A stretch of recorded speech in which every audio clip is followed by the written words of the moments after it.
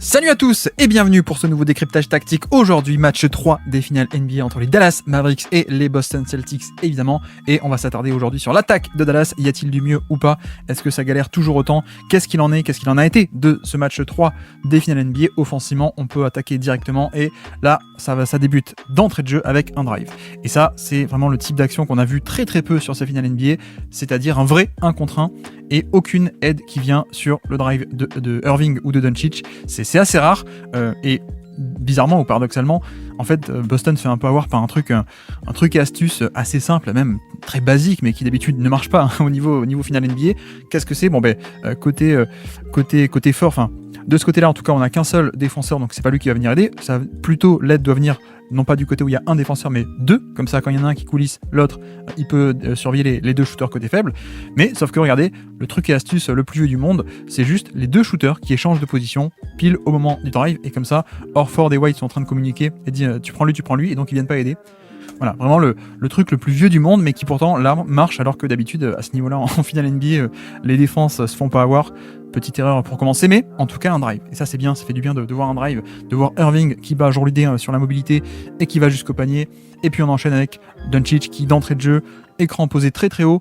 On sait que niveau match-up, on va pas le répéter, mais pour protéger ses intérieurs, qu'est-ce que fait Boston? Alors Ford n'est pas placé sur Gafford parce que sinon il doit affronter le pick and roll 1-5 avec le alley-oop et puis le drive de Doncic, etc. Donc on joue avec les match-up. Tatum est donc sur le pivot. Que fait Dallas? On pose un écran extrêmement haut, comme ça, même si Boston veut switcher, ça donne quand même plein d'espace ici pour opérer. C'est le cas, isolation, pull-up à 3 points de Doncic, d'entrée de jeu, spontané, il le met. Ok, bon, vu qu'il le met, on va rien dire. Mais bon, moi toujours sur ce genre de mismatch, je préfère que ça aille attaquer directement. Et d'ailleurs là vous voyez, qu'est-ce qui va se passer une nouvelle fois? Un truc assez rare, c'est-à-dire un drive où aucune aide de Boston ne vient. Et c'est vraiment atypique par rapport au final NBA, par rapport au standard des finales NBA pour l'instant, c'est le fait qu'on ait un vrai 1 contre 1 pour le coup. Voilà, jour l'idée. Et c'est aussi tout le problème, c'est pour ça que en effet depuis le début des finales, ça vient beaucoup aider, ça ne respecte pas le spacing de Dallas, ça vient aider sur les drives, parce que regardez, même jour l'idée, en 1 contre 1, on l'avait dit, Boston n'a pas un premier rideau défensif capable de stopper Doncic qui va à son rythme, avance malgré le contact ici, vous voyez, il va sur son spot, Jour l'idée ne peut pas le repousser, et donc quand il n'y a pas d'aide, ça fait des drives faciles, et c'est pour ça que Boston ne doit pas rester comme ça. Hop, qu'est-ce qu'on fait ensuite? On enchaîne avec un post-up de Gafford. Pourquoi? Eh bien parce que Gafford est défendu par Tatum. Vous le voyez ici, comme dit, on met pas Horford sur le pivot, on le met sur Jones, et donc ça donne ce mismatch qu'on va essayer de punir en attaquant. Donc balle à Gafford au poste bas, et comme forcément ça c'est un peu un mismatch, Boston essaie un peu de s'organiser pour défendre, et puis une passe en fait. Hop, vous voyez ici, un autre écran de Washington pour Irving qui remonte, un tir ouvert à 3 points, non, extra passe, décalage.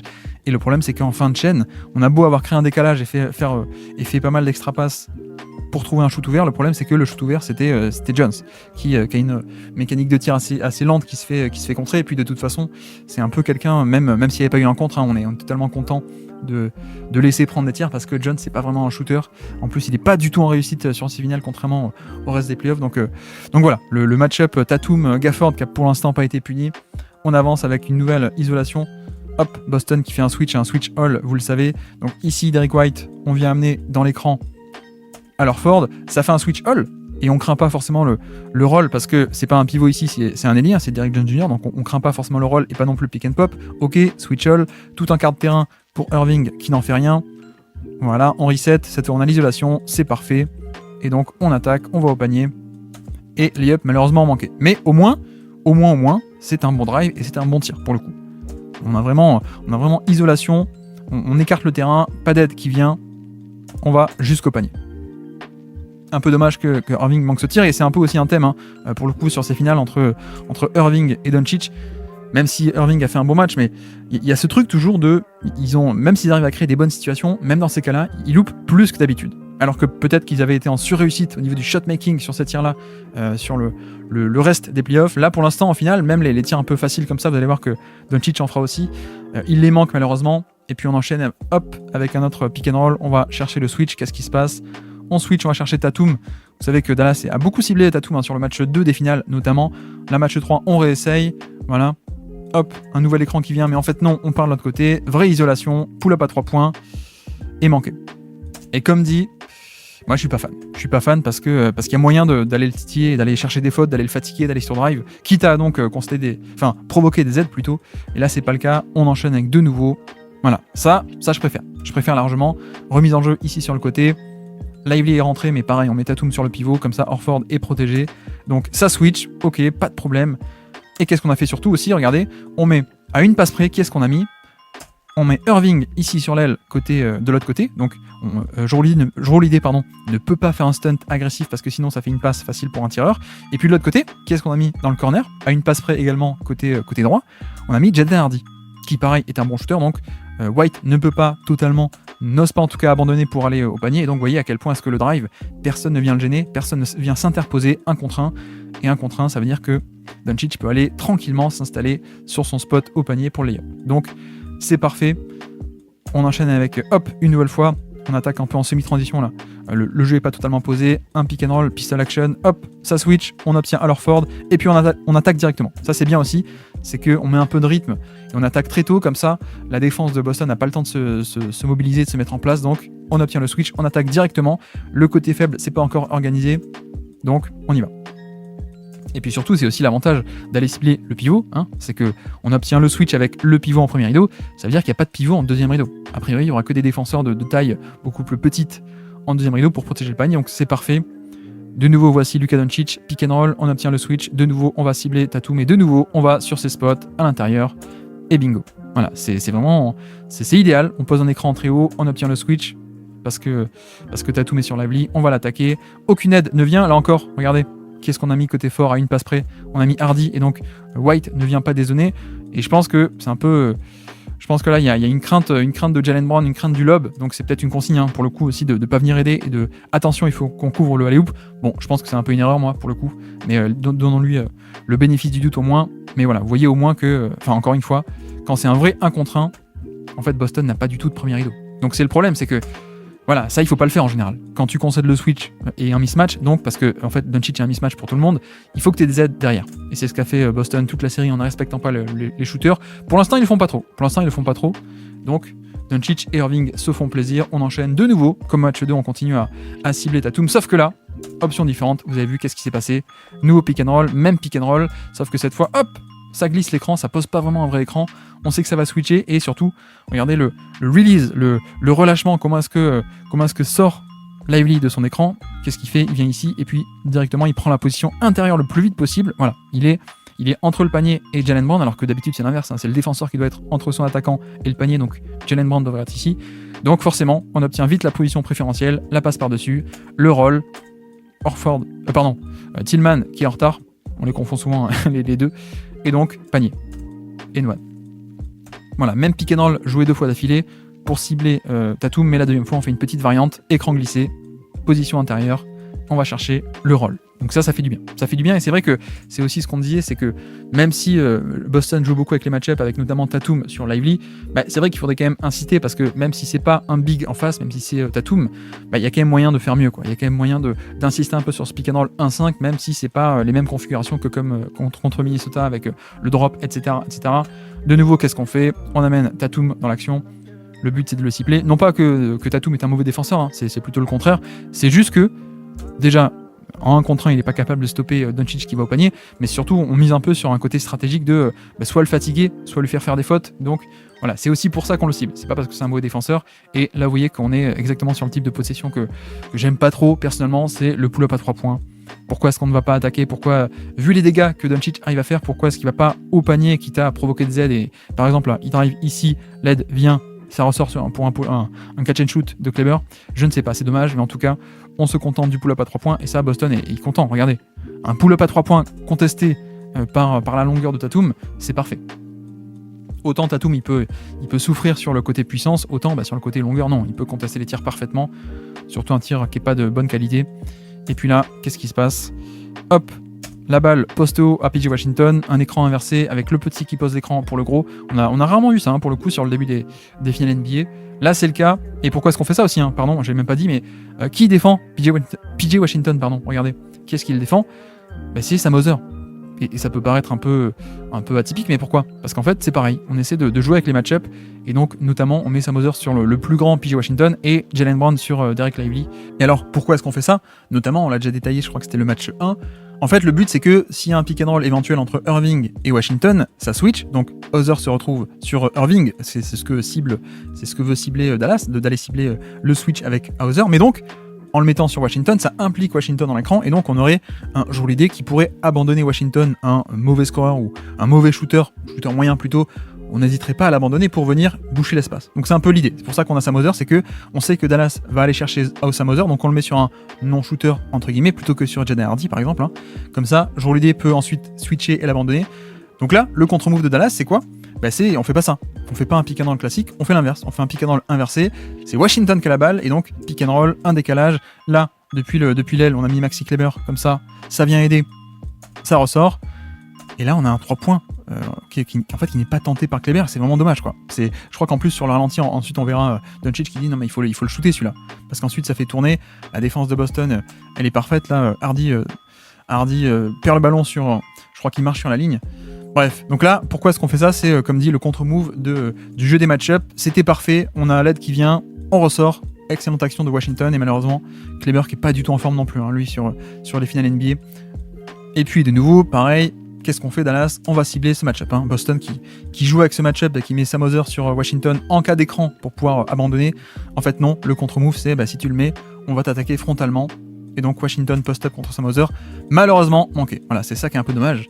Alors que match 1, il avait pas mal réussi à punir. Voilà, si Boston veut jouer avec les match-up, autant l'attaquer et punir de cette manière, sauf que là, on n'y arrive pas. Donc, un peu dommage, hein, ce manque de réussite des role-players notamment aussi. Et puis, qu'est-ce qu'on fait? On déroule un système. Qu'est-ce que c'est? C'est un système à options.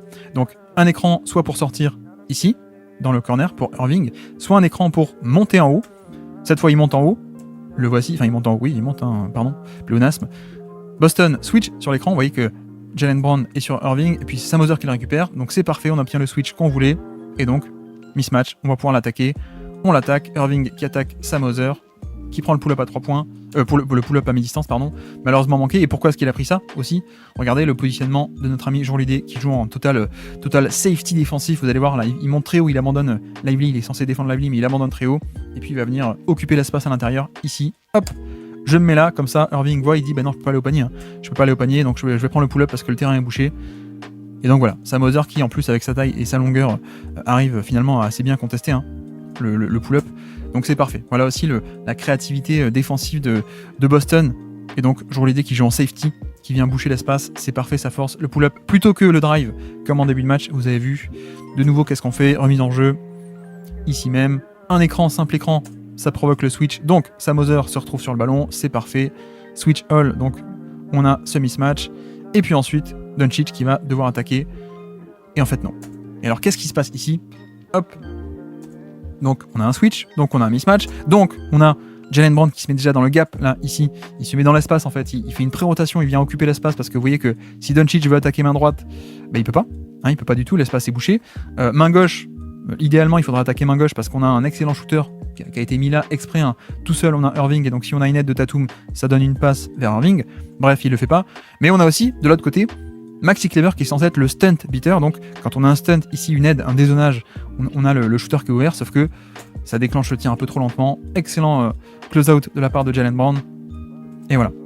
Ça c'est censé être le quadrillage du terrain qui est censé se faire comme ça, c'est-à-dire hop, le switch, isolation, Doncic contre son mismatch préféré, un bon shooter dans le corner à une passe près, un bon shooter techniquement à une passe près, sauf que le tir se déclenche un peu trop lentement, ou en tout cas le close-out est bien fait. Kleber c'est peut-être pas assez écarté. Bref, Boston arrive magnifiquement à contrer ceci, alors que Dallas semblait avoir bien organisé son attaque et son terrain. Et puis on va enchaîner quelques pick and roll, quelques empty pick and roll entre Dante Exum et Luka Doncic, vous le voyez. Donc tout un quart de terrain qui est libéré pour le empty pick and roll, le jeu à deux. Empty parce que le corner est vide, littéralement, vous le savez. Donc voilà, tout cet espace, ça obtient le switch. Et donc une fois qu'on a switché, le fait de le faire sur le côté, on a cette situation de isolation ou post-up, même post-up si on avait pu aller au plus proche du panier. Cette fois-ci, isolation, sauf que il n'y a pas d'espace. Heureusement, le shot-making de Luka Doncic qui fait la différence, mais vous avez vu le quadrillage défensif aussi de Boston qui, ok, on switch sur le ballon, il n'y a pas de problème, au moins on ne concède pas de décalage sur l'écran, c'est un peu le but de switcher. Mais derrière, on va protéger notre switch avec des stunts, avec des aides. Regardez, Alorford qui est déjà dans le gap, ici qui abandonne son shooter qui dézone. Pareil pour Tatum qui dézone complètement par rapport à Maxi Kleber notamment. Hop, et donc vous voyez à quel point quand Doncic drive, en fait c'est pas un vrai 1 contre 1. C'est pas un vrai 1 contre 1, on a Horford qui surgit ici. Voilà, et donc on stoppe la progression et on peut pas punir le mismatch en allant directement au panier. On force le pull-up compliqué dans le périmètre. Donc ça, d'un point de vue défensif, Boston, c'est parfait. Et puis on enchaîne, pareil, ce jeu à 2, ici, Dante Exum qui remonte le ballon. Le empty pick and roll à 2 avec Doncic, ça met du temps à se mettre en place. Le voici, ça ne switche pas cette fois, donc voilà, petite erreur de la part de Boston qui n'a pas switché sur l'écran.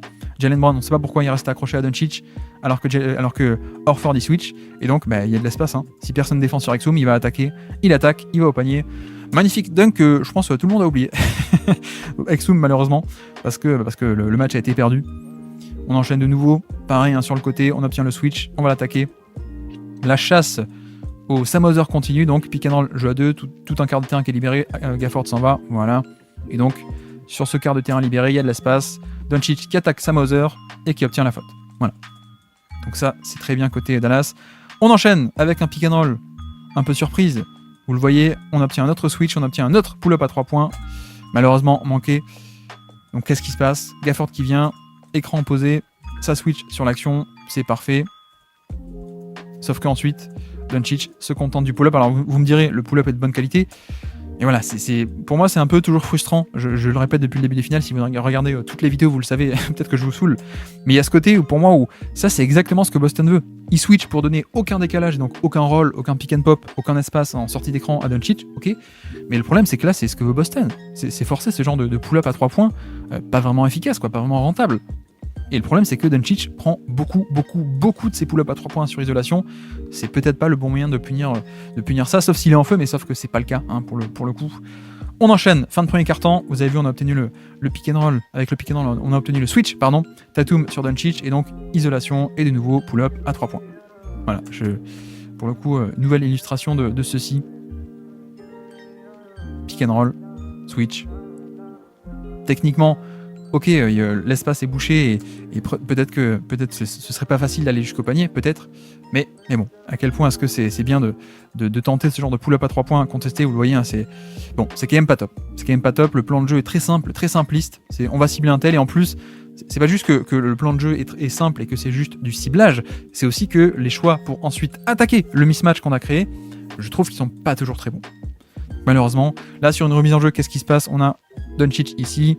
On fait un écran pour réussir à obtenir Peyton Pritchard. Le voici, c'est parfait. On a le mismatch qu'on veut. Donc on va essayer de l'attaquer. On va jusqu'au panier. Vous voyez que personne n'est venu faire un stunt. Hein. Pour le coup, on a quelqu'un dans le corner, mais personne sur l'aile, ici côté droit. Donc personne qui vient s'interposer très tôt. Donc Doncic peut progresser. Vous voyez que personne vient gêner ici. Donc ça progresse. Ça va sur ses spots. Et là, on ne sait pas pourquoi. Peut-être sur le côté niveau de jeu, peut-être sur le côté état de forme dont on parlait. Là, d'habitude, contre Minnesota, contre OKC, il va ici proche du panier. Il tire par-dessus et puis il marque. Sauf que là, c'est pas le cas. Donc il y a aussi une question tactique qui est pas top, mais il y a aussi une question d'état de forme des joueurs aussi. Parce que là, voilà, c'est typiquement le genre de situation auparavant, sur les séries d'avant, sur le run de playoff, où on avait un Doncic qui drive côté où il n'y a pas d'aide, qui va sur son spot. Et d'habitude, quand il est sur ce spot, là, il met tout en fait. Hein.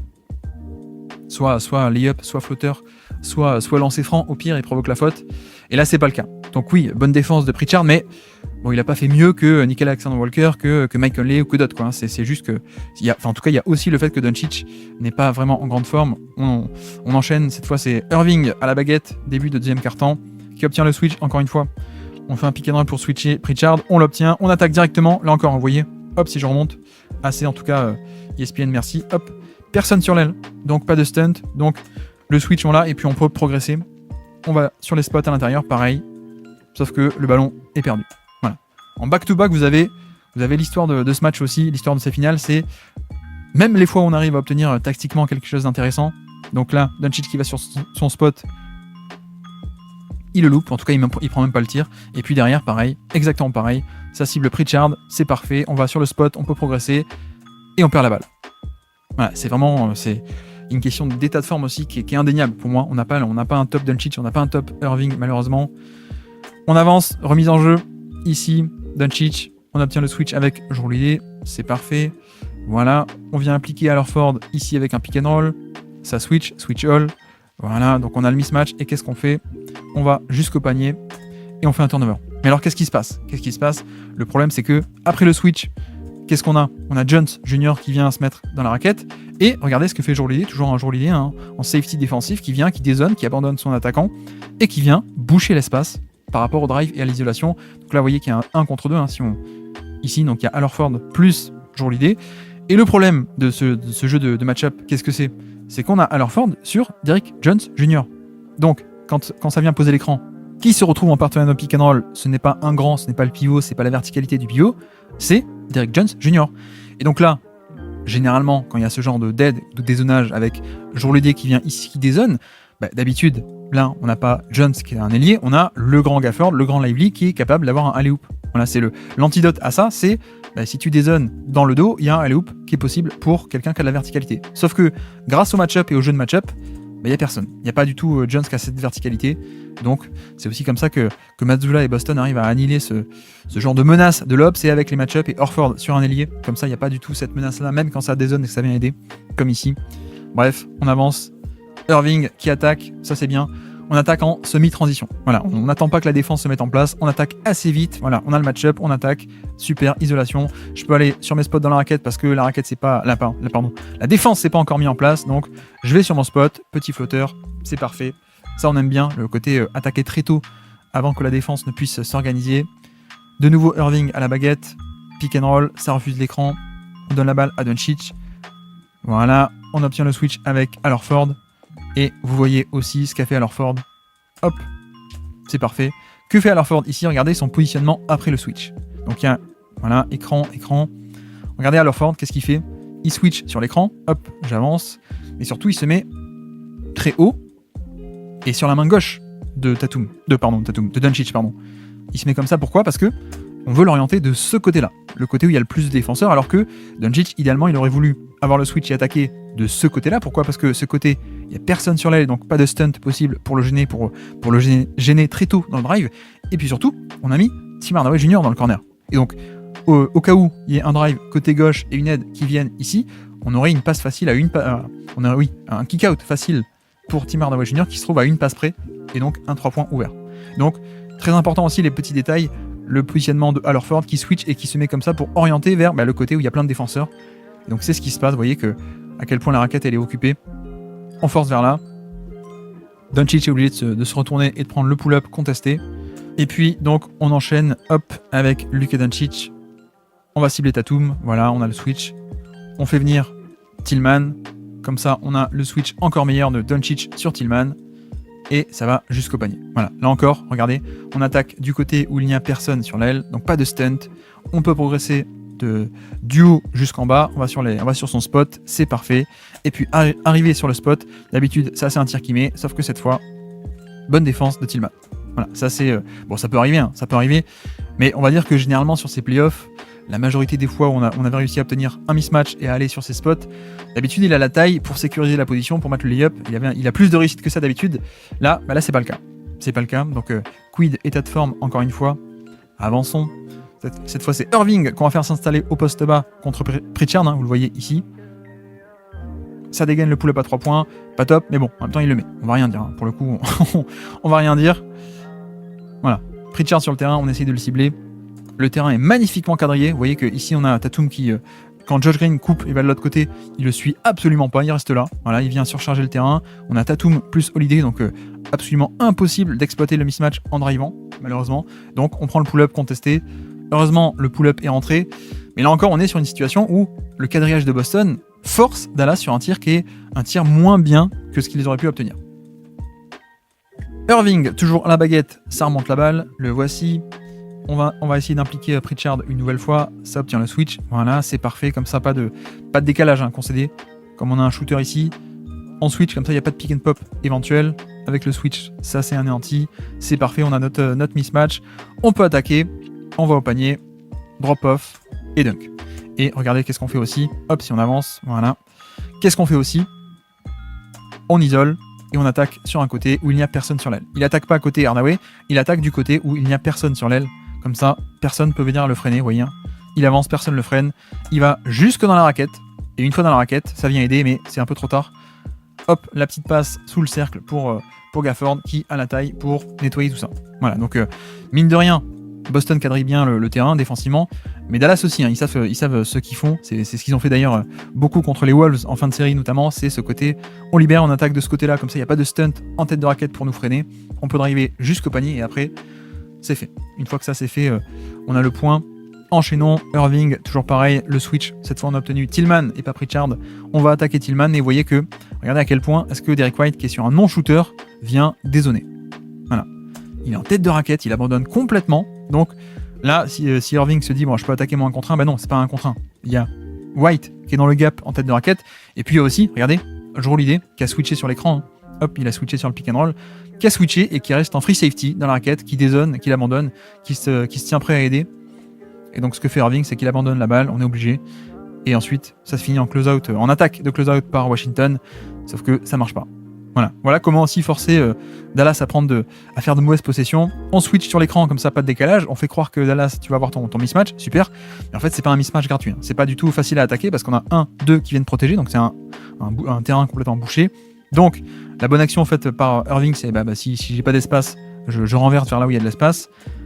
Le 3 points bien couvert par un close-out de Derrick White, ça attaque en sortie de dribble, sauf que là encore, le terrain bien bouché par Led sous le panier de Holiday. Et voilà. Magnifique de la part de Boston cette défense. De nouveau, hop, ici on obtient Sam Hauser cette fois sur le switch, donc on va l'attaquer, mismatch. Voilà, Irving, il demande de l'espace, mais une nouvelle fois, vous voyez, il demande à ce que ça s'écarte et avoir de l'espace pour attaquer son mismatch, sauf que non. Jrue Holiday, le safety défensif, est toujours là. Voilà, il abandonne complètement. Washington, il est carrément de l'autre côté de la raquette alors que Washington était à 3 points. On s'en fiche. Le free safety qui vient boucher l'espace, comme ça on peut pas attaquer tranquillement. On force Irving à prendre un pull-up compliqué. Bon, malheureusement, il le met. Mais en tout cas, le quadrillage est parfait. Voilà, le switch, comme ça, pas de décalage. L'aide en deuxième rideau. Et on force le pull-up contesté. Heureusement, Dallas le met. Mais en tout cas, on force Dallas à prendre des tirs très compliqués. On arrive sur la fin de la première mi-temps. Toujours pareil, Doncic qui va cibler Hauser. On l'obtient, c'est parfait. Et puis, qu'est-ce qu'on fait? Doncic qui va jusqu'au panier, pas d'aide. Et donc là, ce que vous pouvez noter et remarquer, c'est pourquoi est-ce qu'on a un Doncic qui est arrivé à aller, hop, mismatch, et qui va jusque sur ses spots à l'intérieur. C'est pourquoi? C'est parce que, pareil, Dallas qui met un shooter d'élite, donc Irving sur l'aile, à une passe près, et donc Jrue Holiday ne peut pas aider complètement à faire un aide agressive. Vous voyez qu'il vient pas faire un stunt, parce que sinon, s'il se décale ici pour aider, ça fait un kick-out pour un 3 points, un catch and shoot facile. Donc ça vient pas aider, et ça permet à ce que Doncic vienne sur son spot, ne serait-ce que juste par ce positionnement de Irving qu'on met là exprès. Et donc Doncic peut aller sur son spot carrément, personne ne peut le stopper. Voilà, une fois qu'il est là, d'habitude, c'est fini. Voilà, c'est parfait. Ça, c'est le Luka Doncic de d'habitude qu'on aime bien, qui va sur les spots et qui est inarrêtable une fois qu'il y est. Donc c'est parfait. Toujours ce même système à option. Hop, un écran pour sortir ici ou alors pour remonter. Cette fois, Irving, qu'est-ce qu'il fait? Il vient de ce côté-là, donc il n'y a rien. Ça a switché, donc on n'a aucun décalage. C'est pareil, de nouveau, on implique Alford, un mismatch. Et que fait Doncic? Il prend le pull-up à mi-distance. Et voilà. Et là, pour le coup, bon, c'est pas non plus un lay-up, mais au moins il avance un peu, il va sur son spot au moins à mi-distance. Ça me dérange pas. Et encore une fois, vous voyez qu'il attaque sur un côté où personne n'est sur l'aile. Donc il y va, personne ne peut le stopper en tête de raquette ou avant. Donc il va sur le spot, il va ici proche du panier et le pull-up à 3 points. Le pull-up à mi-distance, un peu en tête de raquette, ça c'est son tir. Voilà, donc même s'il est contesté, bon, il le met, tant mieux, il y a un peu de shotmaking aussi, mais c'est pas si dérangeant que ça. Et de nouveau, on retrouve un Irving qui attaque en semi-transition, qui met du rythme, qui attaque avant que la défense ne se mette en place, hein, donc isolation pure et dure. Vrai 1 contre 1 parce que là, la défense n'est pas encore organisée, donc personne ne vient aider. Le problème, c'est ça. Le problème, c'est que, comme on l'a dit, on est aussi sur une série où Irving n'est pas en forme, Doncic n'est pas en forme tout le temps. Donc même les fois où ils arrivent à tactiquement obtenir des bons tirs, ils les mettent pas tout le temps. Donc c'est vraiment un peu dommage ça pour le coup. Et puis on enchaîne deuxième fois pareil, sauf que cette fois la défense de Boston est un peu plus prête, donc pas de semi-transition. Ok, on fait venir Washington et qu'est-ce qu'on fait? Surtout on libère tout ce quart de terrain énormissime. On fait un pick and roll là-dessus. On sait que ça va switcher, mais on envoie Washington poser un écran ici et puis s'écarter rapidement dans tout cet espace. Vous allez voir, voilà. Et comme ça on fait un kick-out et on a un décalage. Et qu'est-ce qui se passe aussi? Ça switch sur l'écran, mais Irving n'attaque pas main droite. Ce qu'il fait, c'est qu'il revient main gauche. Et comme ça, quand il attaque à la fois White, il attaque aussi vers Jaylen Brown. Et comme ça, hop, il la tire, il peut ressortir du même côté, et comme ça on a un petit décalage pour PJ Washington dans tout cet espace qui a été mis à disposition. Le décalage est fait, on attaque le close-out, le passing de Washington pour la passe vers Dereck Lively. Voilà, magnifique, superbe aussi système et organisation de la part de Dallas. Voilà, le côté tout cet espace pour Washington, la nuance aussi, le détail qui n'en est pas un, mais Irving, qu'est-ce qu'il fait? Il drive pas de ce côté-là, mais hop, j'attire aussi les deux défenseurs avec cette réorientation, pardon. Et puis une fois que le décalage est fait, on le fait vivre, magnifique. D'ailleurs, je sais pas si vous avez vu, mais Jrue Holiday encore qui joue au safety défensif, hein, qui vient là totalement alors qu'il abandonne Josh Green qui vient aider. Malheureusement, c'est pas suffisant.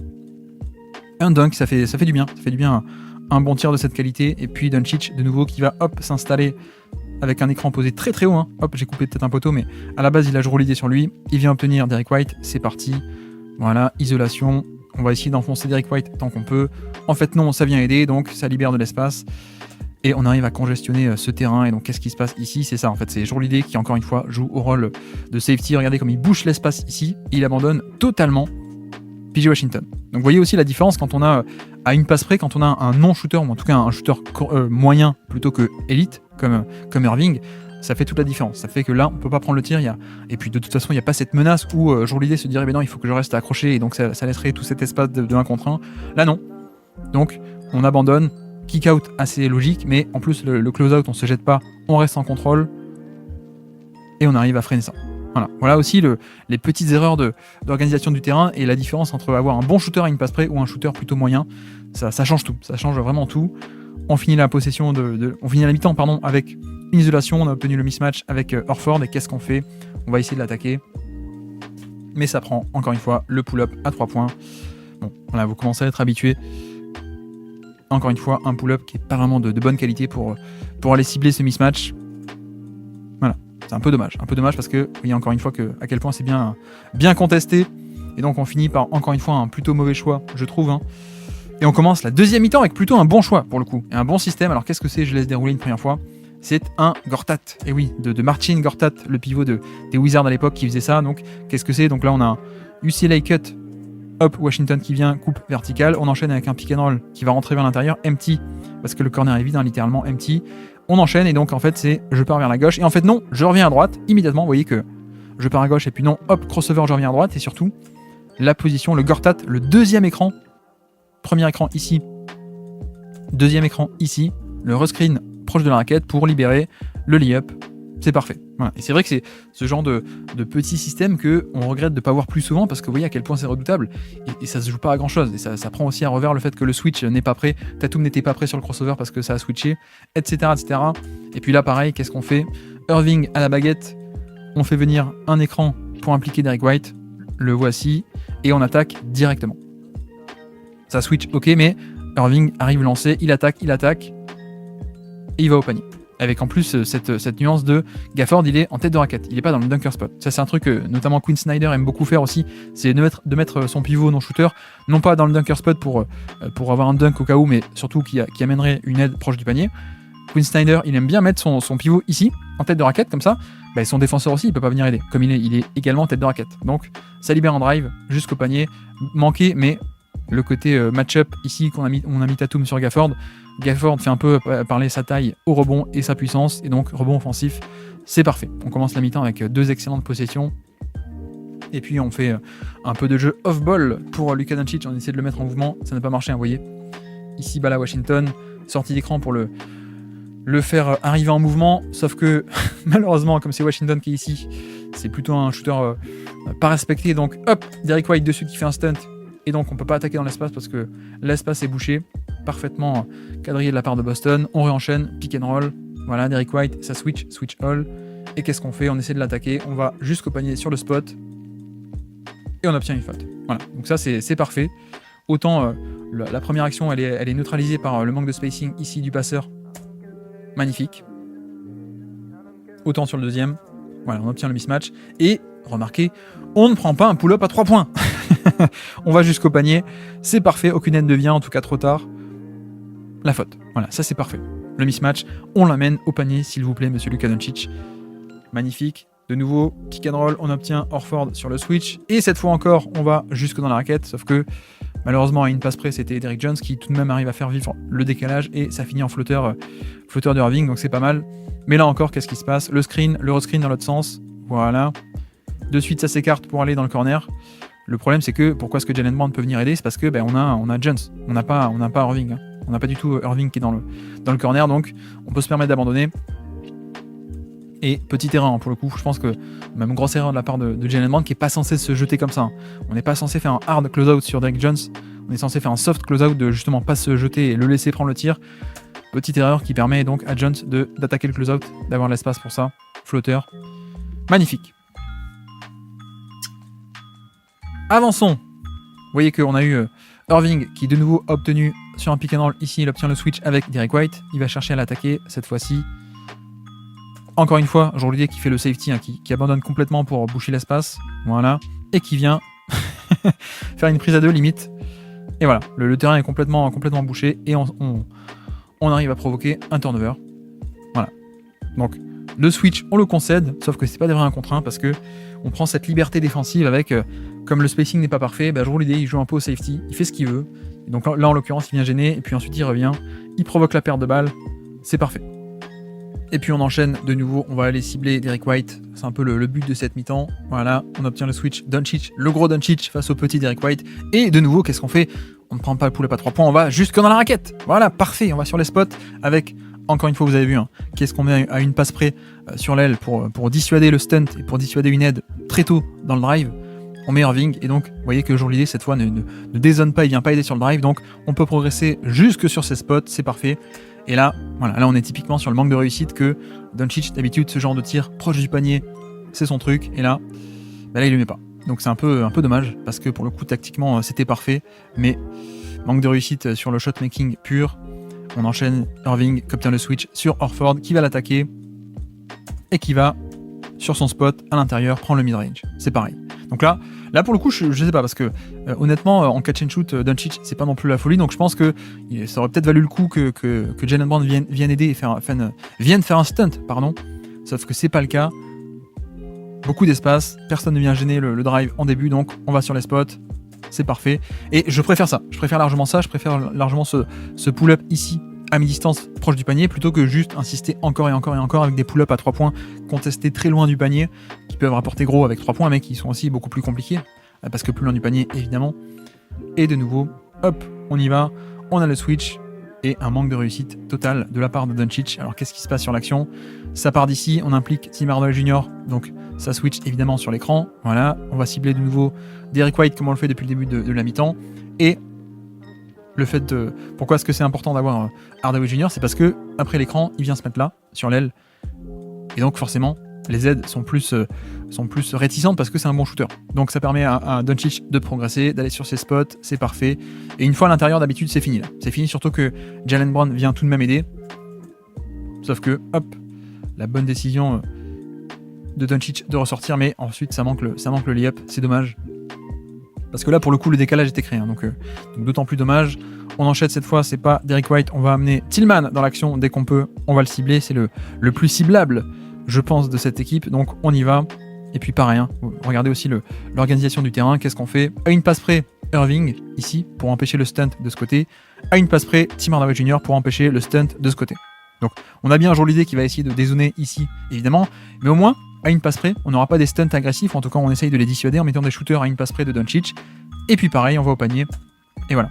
Donc ça c'est la recette de Dallas depuis le début des playoffs, c'est ça, c'est comment est-ce qu'on organise bien l'espace et l'attaque pour laisser ses drives de Doncic. Bah, c'est ça, le switch, pas de problème, si tu veux. Mismatch, shooter d'élite en tout cas, dans l'esprit, dans l'esprit en tout cas, et donc on n'a pas des aides qui viennent, et donc on a ce drive qui n'est pas contesté. Voilà aussi comment Kidd tactiquement arrive à s'en sortir pour libérer ses lignes de drive assez essentielles pour qu'on ait des lay-ups au panier plutôt que des pull-ups à 3 points contestés. De nouveau, qu'est-ce qui se passe? Irving qui vient obtenir le switch avec Sam Hauser. Le voici. On s'écarte, on a le mismatch, c'est parfait. Et donc, Irving peut pénétrer jusque à l'intérieur. Malheureusement, ça manque le lay-up. Alors que c'était un lay-up totalement à la portée du talent de Irving. Là, c'est pareil, hein. À une passe près, on met Tim Hardaway Jr., comme ça il n'y a pas de dézonage énorme. Toujours pareil, hein, Jalen Brown qui n'abandonne pas Doncic à 3 points en catch and shoot, alors que pour le coup, moi ça me choquerait pas, honnêtement. Mais bref, en tout cas, voilà, on a cette ligne de drive et personne ne vient gêner. Et à la fin, layup que d'habitude Kyrie peut mettre, mais que là il ne met pas. Donc c'est dommage. Et puis on enchaîne, pareil, hein, switch. Le plan de jeu est très simple, hein, vous remarquez, il n'y a pas de système très complexe. C'est un peu ce que je reproche d'ailleurs, c'est que c'est peut-être un peu trop simpliste. On obtient le switch avec Tillman, c'est parfait.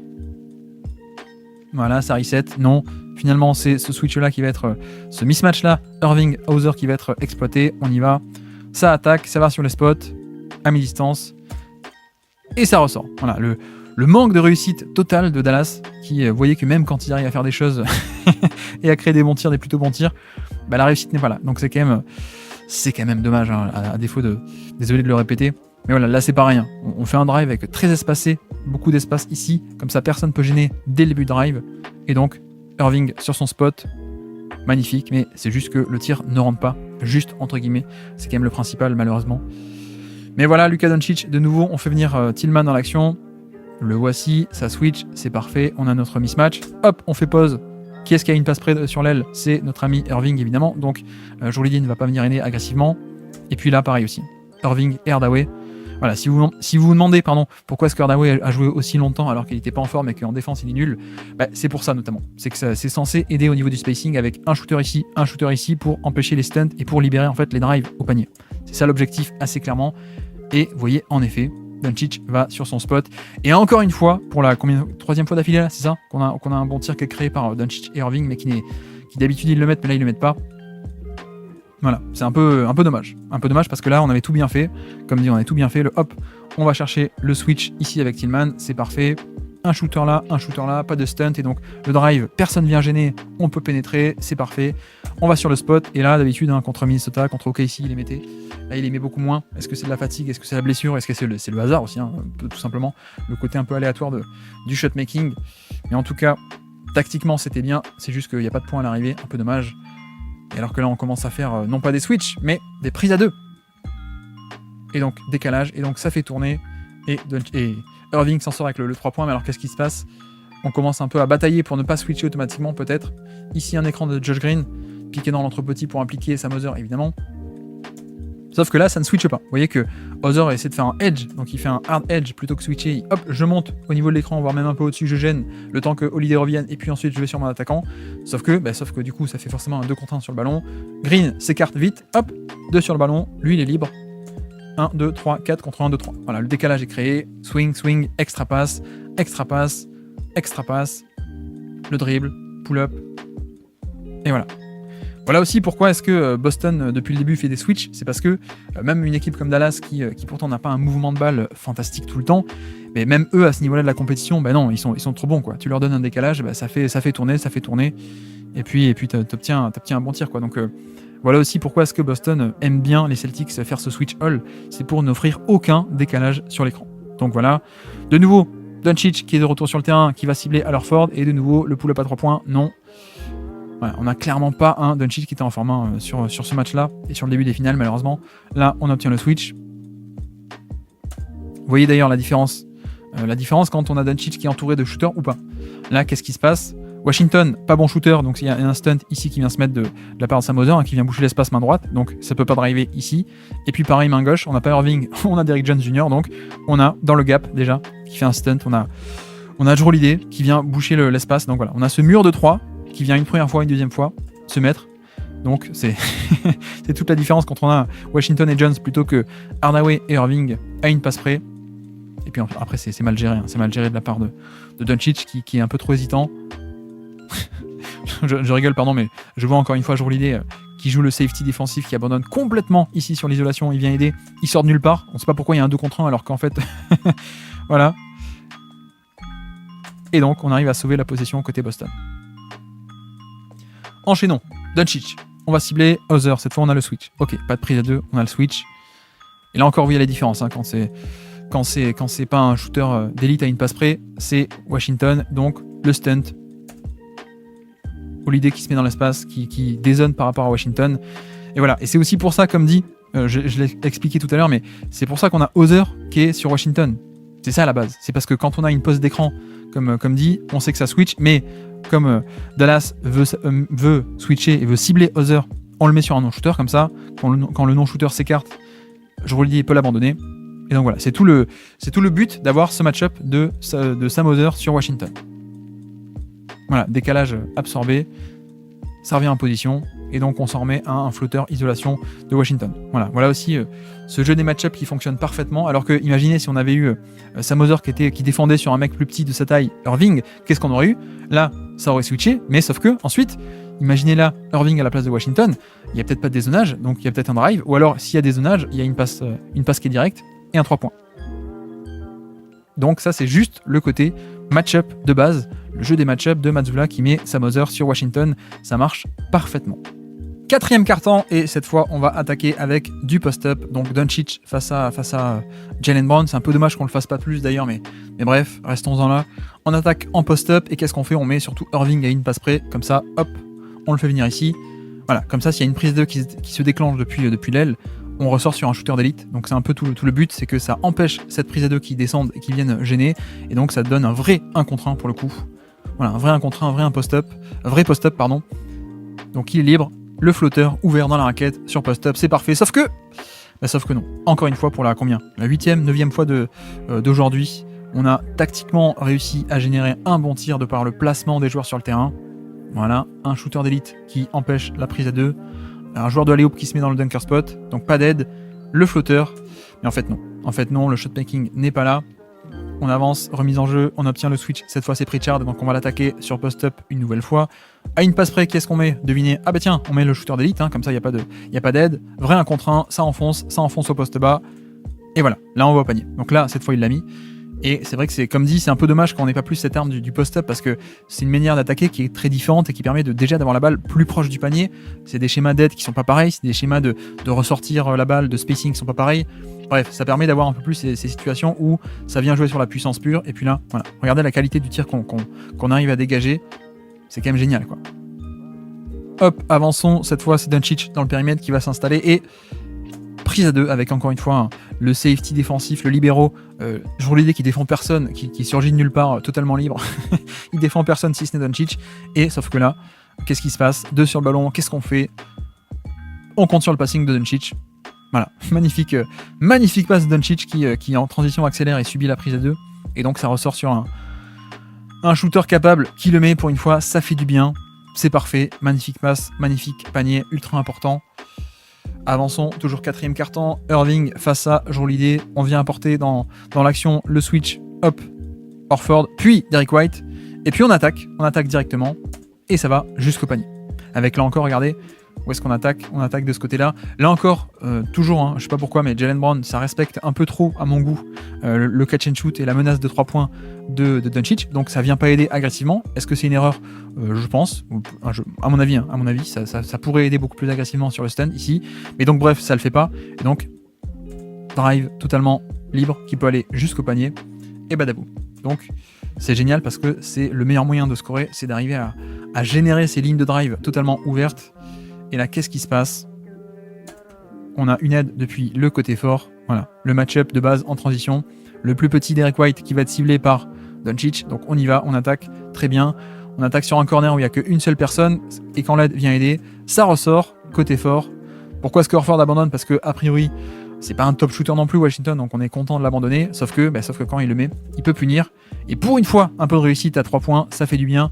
On arrive à punir cette aide côté fort. Donc c'est parfait. Et pardon, c'est aussi pour ça qu'on attaque d'un côté où il n'y a qu'un shooter. Parce que imaginez que s'il y avait un shooter dans le corner, un shooter sur l'aile, qu'est-ce qu'on aurait eu? Déjà, on aurait eu un stunt ici pour gêner, mais surtout, quand Horford vient aider, on aurait eu quelqu'un qui coulisse depuis l'aile vers le corner. Donc là, il n'y a personne. C'est aussi l'intérêt d'attaquer à un côté où il n'y a qu'une seule personne, un seul joueur. C'est que il n'y a personne pour compenser ensuite quand ça vient aider. Donc c'est parfait. Ensuite, Doncic qui va cibler Tatum qui va au panier, mais qui le loupe. Voilà, encore un tir de bonne qualité qui est loupé. Donc ça vient apporter Lively dans l'action, puisque Lively est défendu par Tatum. Voilà, ça cible Tatum. C'est parfait, tout en quart de terrain pour attaquer. Isolation, ça bouge un peu. À une passe près, qui est-ce qu'on a? Irving, comme ça, on n'a pas Holiday qui vient s'interposer. Il est un peu retenu par la gravité de shooter, donc c'est parfait. On drive de l'autre côté. Personne ici qui fait un stunt, donc on peut progresser. Voilà. Et malheureusement, à quel point est-ce qu'il joue pas un peu trop la faute peut-être? À quel point il n'y a pas aussi un vrai contact avec le bras là? Je vais mettre au ralenti, mais il me semble qu'il y a peut-être un petit contact aussi là. Une petite poussée du bras, mais en même temps c'est la roublardise, tant mieux hein, pour Tatum. Et voilà, on est vraiment sur un match où, même quand Dallas arrive à provoquer des bons tirs et à générer des bons tirs, le shot making n'est pas toujours là, malheureusement.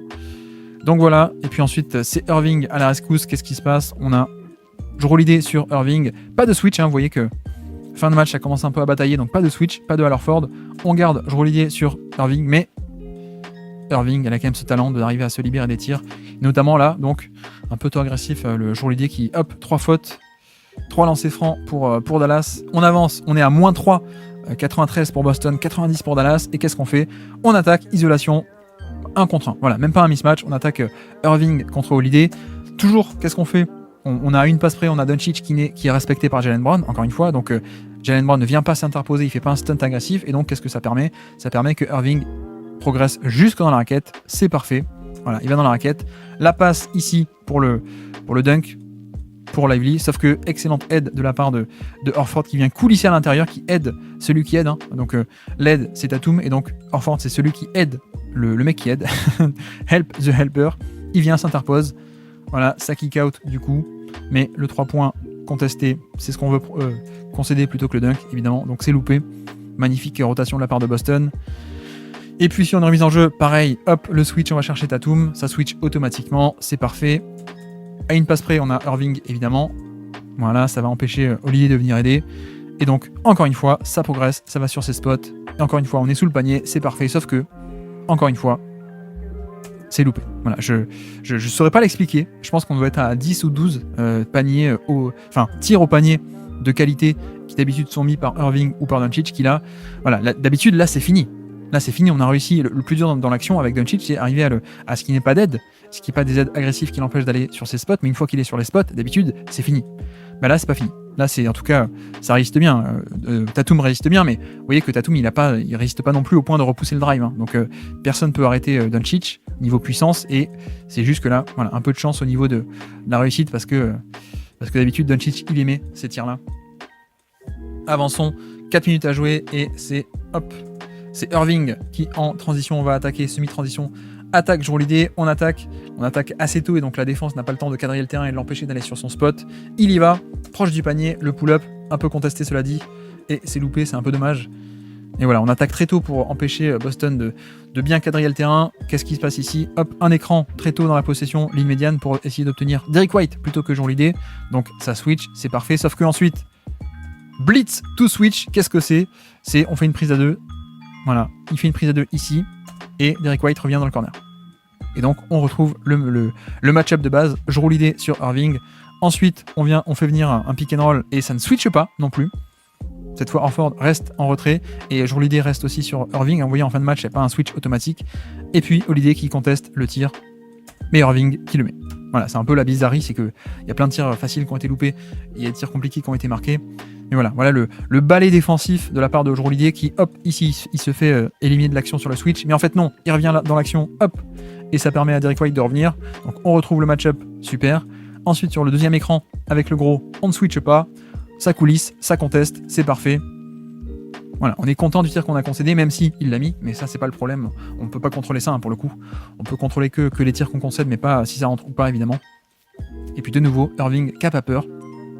Voilà, on essaie d'obtenir le switch, mais non.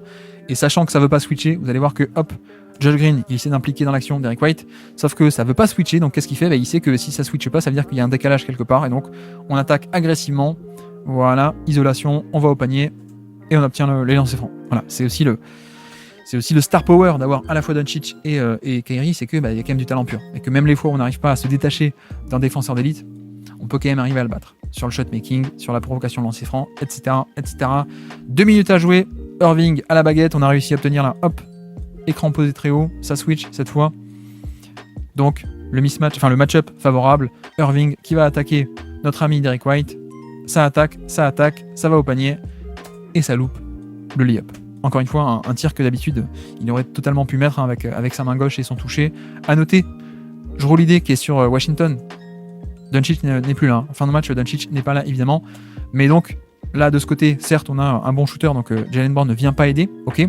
Mais sauf que de l'autre côté, c'est pas le cas. De l'autre côté, on a Holiday qui peut se permettre de dézonner parce que pas un bon shooter ici. Donc hop, vous voyez que ça vient gêner.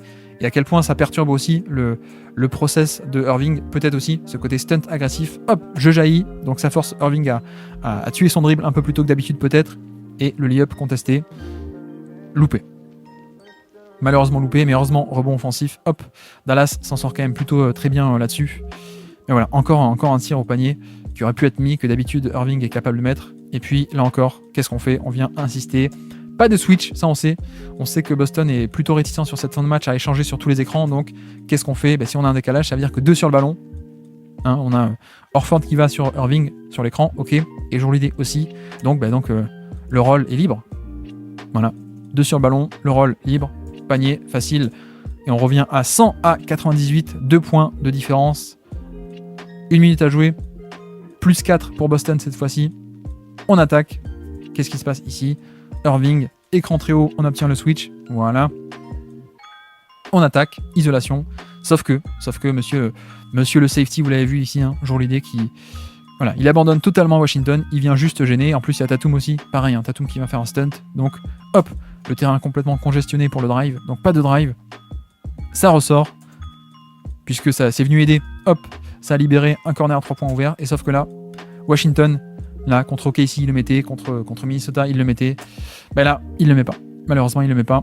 Et donc, Dallas vient de laisser passer sa dernière vraie belle chance de gagner ce match. Et puis une dernière possession. Un pick and roll. Irving, on apporte Horford dans l'action. Cette fois, on switch. Parce qu'on a vu que quand ça switchait pas, ça donnait un décalage et que Dallas était capable de l'exploiter. Donc là, on veut pas switcher. On est à moins 4 et 30 secondes à jouer. Donc on veut surtout pas concéder un truc facile.